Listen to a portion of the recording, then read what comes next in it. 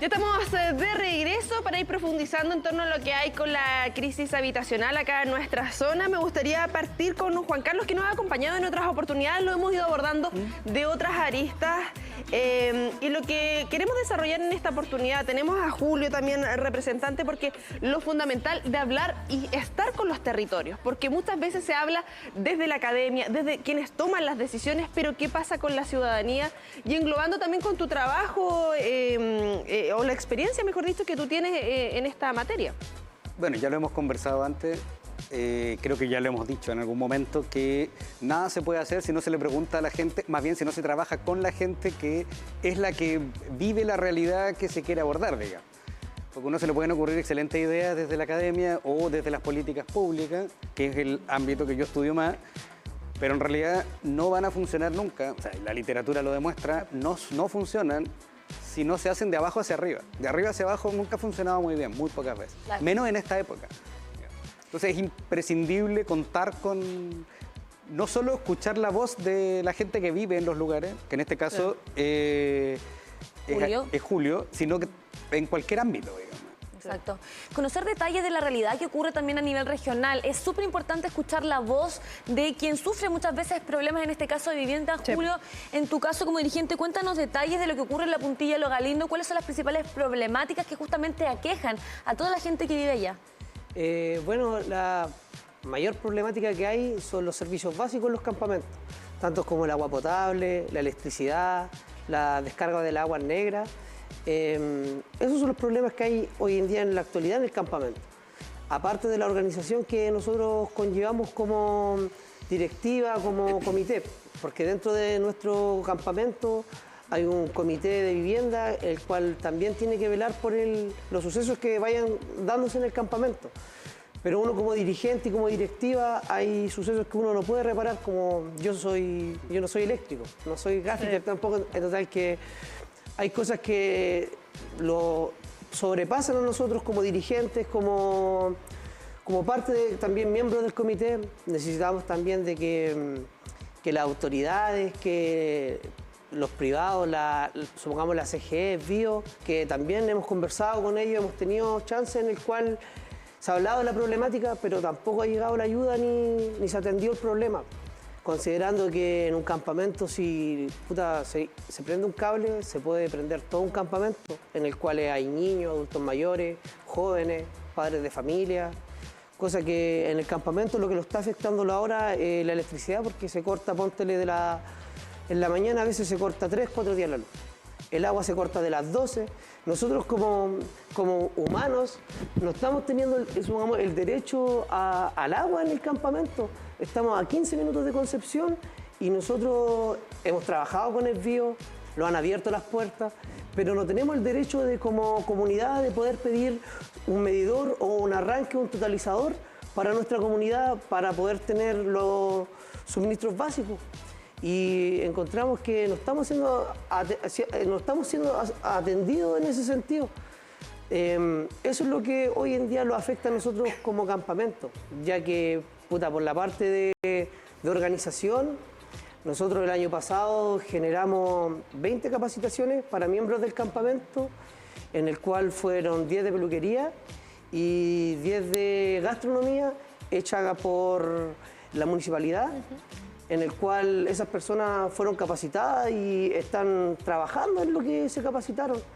Este año comenzamos un preuniversitario en el campamento, un preuniversitario gratuito, atendiendo a jóvenes de campamento, el cual se hace todos los días sábados, desde las 2 hasta las 4 de la tarde. Son 2 horas que va un profesor a hacer clase a los chicos en el campamento. Dentro de todo esto, nosotros con FOSI y Serviu conseguimos una sede social hace 2 años. Ahí llegó Serviu y llegó FOSI. Paréntesis, esto todo gracias al trabajo de los dirigentes, los voceros ahí. De la dirigencia del campamento en realidad. Porque yo de primera parte, antes que hubiera toda la organización en el campamento, yo fui a tocar muchas puertas, en los cuales nosotros tuvimos que conformar una personalidad jurídica para poder llegar a muchos más espacios. Este año estamos logrando la capacitación de 22 jóvenes en barbería y marketing digital, el cual este 19 de agosto lo certificamos por el CENSE en el Salón de Honor de la Municipalidad. gestiones que van en apoyo a mis vecinos, porque yo creo en las personas, creo en ellos. Siento que también tenemos el derecho a una vivienda digna. Siento que hoy en día se habla de una ley antitoma, en la cual los criminaliza a nosotros como pobladores de acá del territorio, porque nosotros también tenemos el derecho a poder optar una casa, porque como jóvenes, yo soy artista tatuador, yo no tengo crédito, no tengo hartas cosas que no voy a poder conseguir como tatuador, como una casa. También soy papá, y todo esto que uno lo va haciendo en la dirigencia también lo hace porque hay una familia detrás. Claro.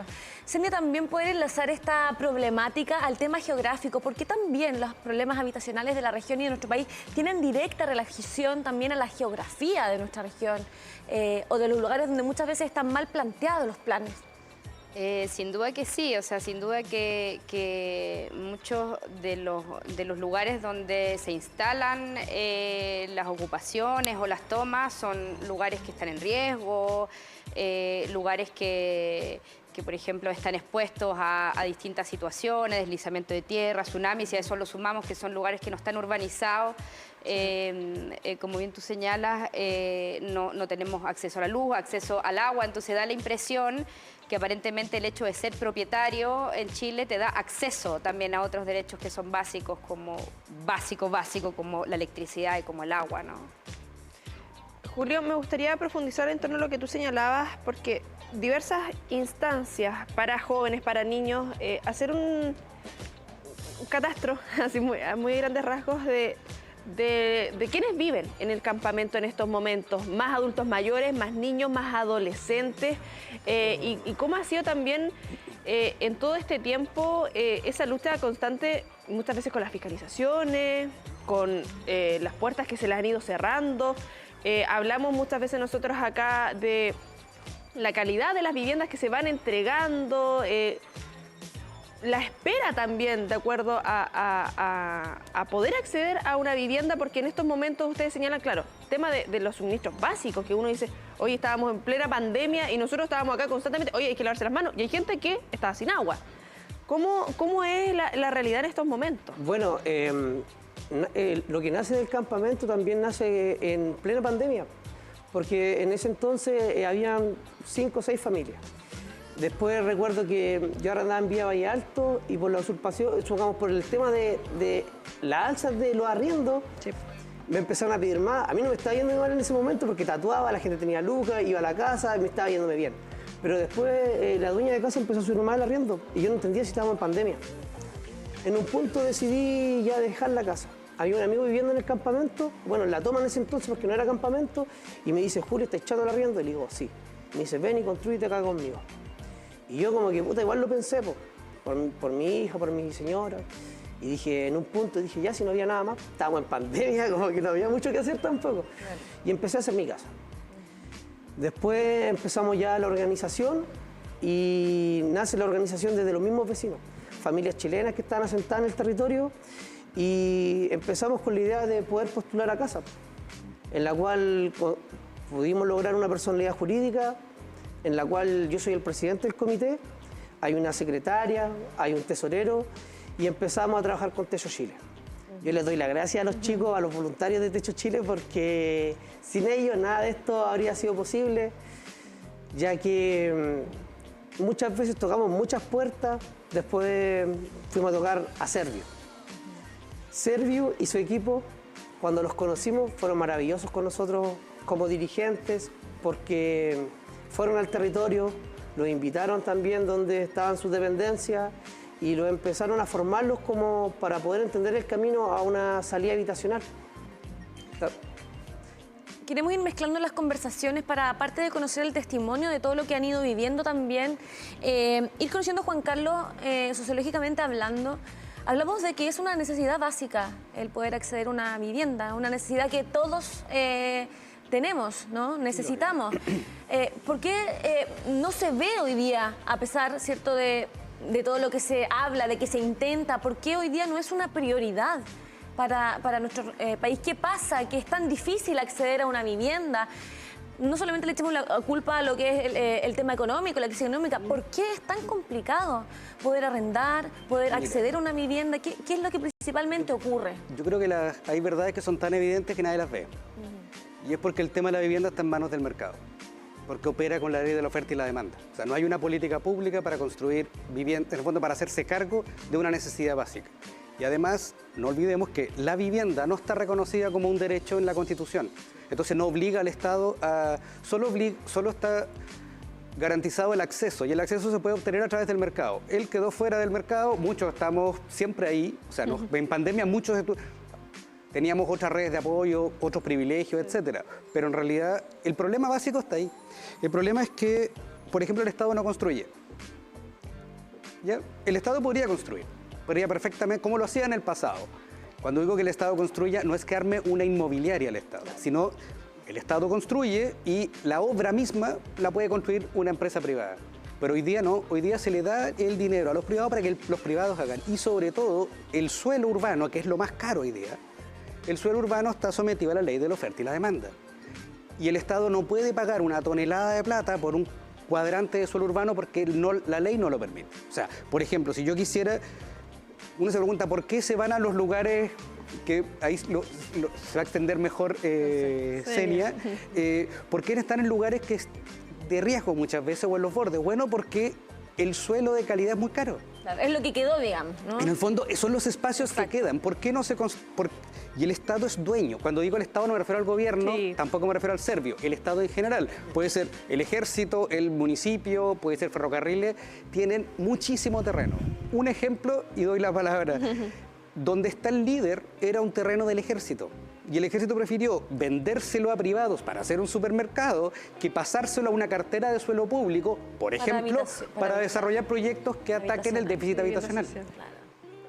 Senia, ahí para ir complementando. Sí, precisamente para complementar, de hecho el mercado del suelo y el mercado de la vivienda es uno de los mercados más imperfectos que hay. Es decir, a diferencia de otros mercados donde aumenta la oferta, baja el precio, aquí mientras más viviendas construimos, la vivienda nunca va a bajar de precio, los arriendos nunca van a bajar de precio.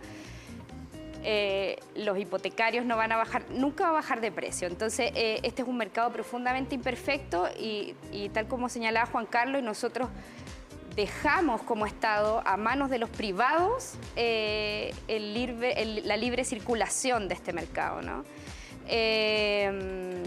Y efectivamente, ¿no? ¿Y qué nos queda? Ir a donde están los lugares más baratos, que son los lugares menos deservidos en términos de servicio, en términos de riesgo. O sea, si yo veo esas calles, por ejemplo, esas calles no pavimentadas, perdón, que estamos viendo la fotografía, ¿cómo manejas ahí un coche, por ejemplo? O sea, pensemos en todas las personas, mayores. Pensemos en los adultos mayores. La inclusión, lo mismo que hemos hablado Los también durante el desplazamientos, programa. exactamente, ¿no? O sea, no se trata solo de si estamos frente a riesgos socionaturales, etcétera, sino que la vida cotidiana, cómo se hace en estos espacios.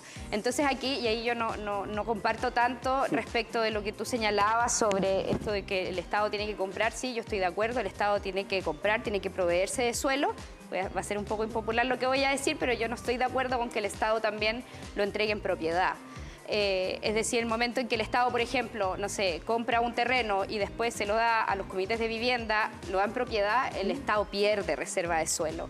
Entonces, el problema también en Chile es que nos abrimos poco a pensar en otras políticas alternativas diferentes a la propiedad. Como lo señalaba anteriormente, la propiedad hoy día es un valor. Es un valor para los comités de vivienda, que obviamente yo los entiendo, porque hay un problema de inseguridad en la tenencia, hay muchas variables y también, de hecho, nosotros en América Latina tenemos una cultura muy aferrada a la propiedad precisamente porque cuando envejecemos pobres. Entonces, lo único que tenemos es la casa y se entiende. El pedazo de tierra. Exactamente. Sí, es que la tenemos, porque muchas veces esto es lo claro, único que es mío. a lo que nos aferramos. Y eso hace que las políticas también reproduzcan este modelo de la propiedad, pero claro, el problema también tienes hoy día que lo que hace el Estado es adquirir suelo y entregarlo en propiedades también. El Estado está perdiendo sus propiedades, entonces quizás abrirnos a otras alternativas de acceso a la vivienda, porque aquí el derecho es el derecho a la vivienda y no ser propietarios, ¿no? Claro.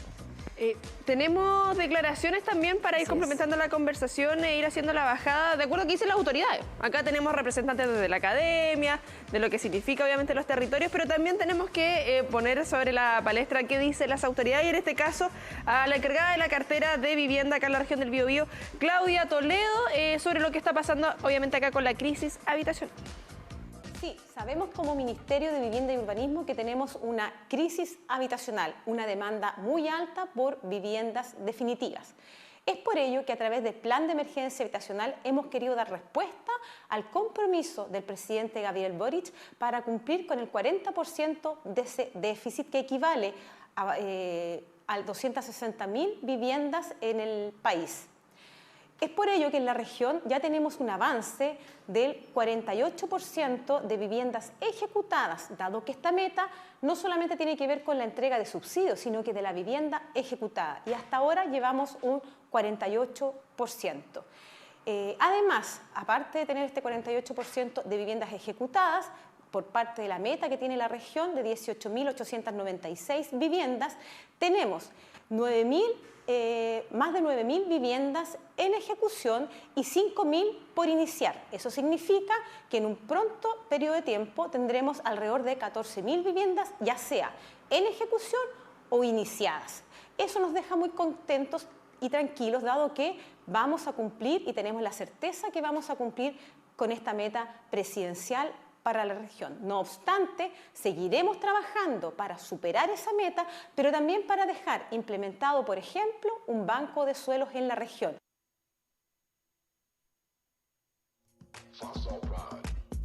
Ahí estábamos escuchando las palabras de Claudia Toledo, quien es Seremi Vivienda acá en la región del Biobío. Claro, se están trabajando, se están entregando algunos tipos de vivienda, pero Julio, ¿qué pasa también con la realidad? Porque entendemos el territorio es amplio y no alcanza a abarcar con todo esto y lo que ustedes necesitan es ahora. Bueno, la realidad es que nosotros en el periodo de 5 años de organización, la comunidad de La Puntilla este año va a ingresar un proyecto habitacional en el cual esperamos sea un éxito, ya que está siendo apoyado por Serviu y esperamos que el 2025-2026 ya empiecen con la construcción de las viviendas, ya que igual está atendiendo a más de 5 campamentos en la región del Biobío nuestra propuesta en esta salida habitacional.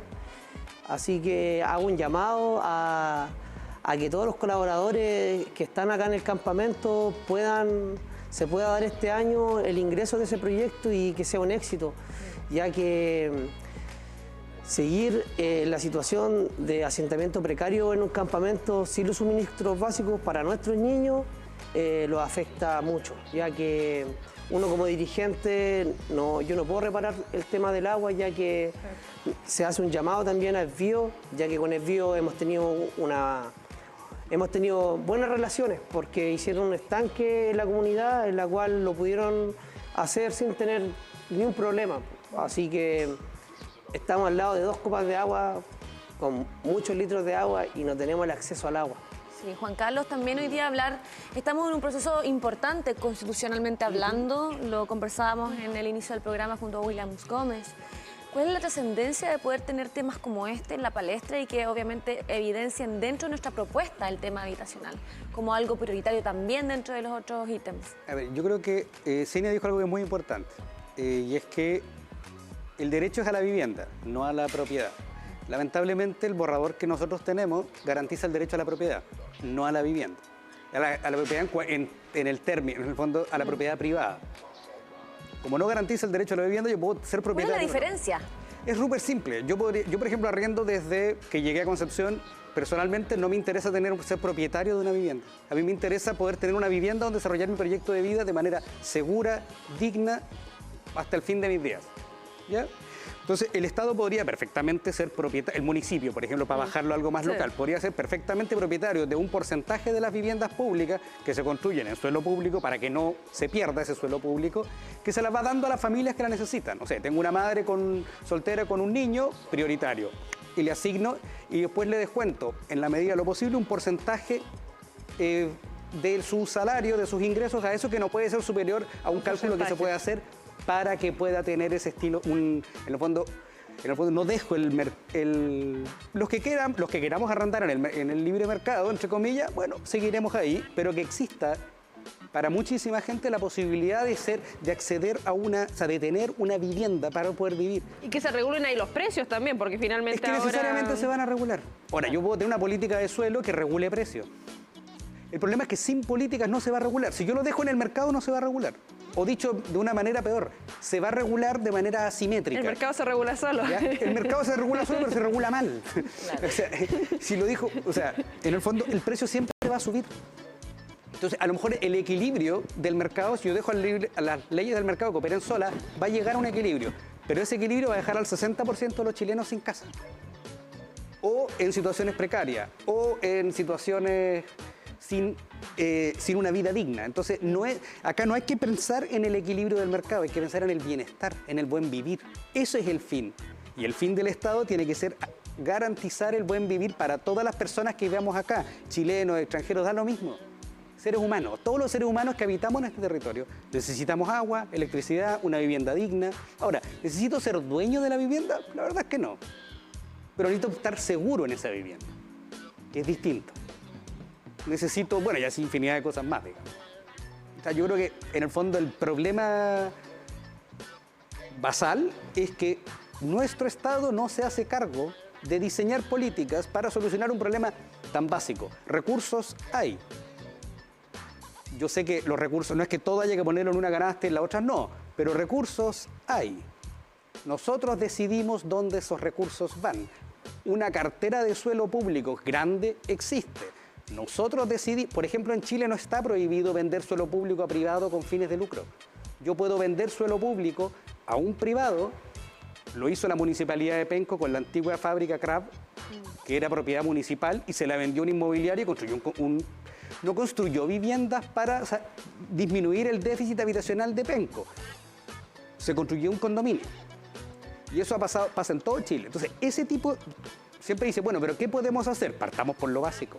Para llegar después a garantizar, a incorporar el derecho a la vivienda al interior de una constitución. Lamentablemente, el borrador que nosotros estamos viendo va en la dirección opuesta, porque no garantiza estos derechos. Sí, para ir finalizando, ya nos queda un minutito nomás ahí para cerrar el tema, Senia, para aquí concluir lo que hemos estado abordando. No, sin duda que se trata de eso, pero también de aspectos más estructurales que se debaten poco también, porque hay mucho miedo a la conversación estructural, a pensar en otros mecanismos también de regulación de los precios, que no tiene que ver con decir aquí las viviendas tienen que costar 10 para siempre, sino que de establecer ciertos incentivos o castigos también tributarios a quienes cobren por las viviendas mucho más de lo que se esperaría respecto de la dignidad. Es decir, hay muchas discusiones y yo, bueno, estoy de acuerdo con Juan Carlos que sin duda aquí la discusión tiene que avanzar hacia el derecho a la vivienda digna, segura, adaptada también a las necesidades de las distintas personas, más que al derecho a ser propietario. Y yo diría, perdón, no me quiero alargar, pero diría que eso fue un elemento muy clave en la Constitución, en el primer borrador de Constitución que tuvimos cuando se planteó el derecho a la vivienda como una amenaza al derecho a la propiedad. Yo creo que esa es una disputa cultural que, bueno, ganó un sector de la población. Julio, también las pantallas para que puedas dar palabras finales a las familias que hoy también te están viendo como dirigente. Bueno, considerar que todo viene desde la organización. Hay que estar juntos y unidos para poder conllevar todo lo que es la dirigencia en un campamento. También quiero darle las gracias a todos los voluntarios alrededor de todo Chile, de Techo Chile, ya que sin los voluntarios, esa institución y los campamentos estaríamos en una situación mucho más precaria, ya que cuando llega Techo Chile a un campamento empieza una real organización y un camino a una salida habitacional. También llamo a las autoridades, al BIO sobre todo, de que los puedan apoyar con el tema del derecho al agua, ya que hoy en día, en el 2023, en agosto, no contamos con agua potable en el campamento. Estamos bombeando el agua con vines y también tenemos el derecho. Tenemos una personalidad jurídica, estamos organizados y si tuviéramos que pagar por nuestra agua y nuestra luz, estaríamos dispuestos. Sí, pues hablamos acá de la dignidad, de lo básico, de los elementos básicos, obviamente, para poder tener ahí la vida digna que se ha hablado tanto en este último tiempo.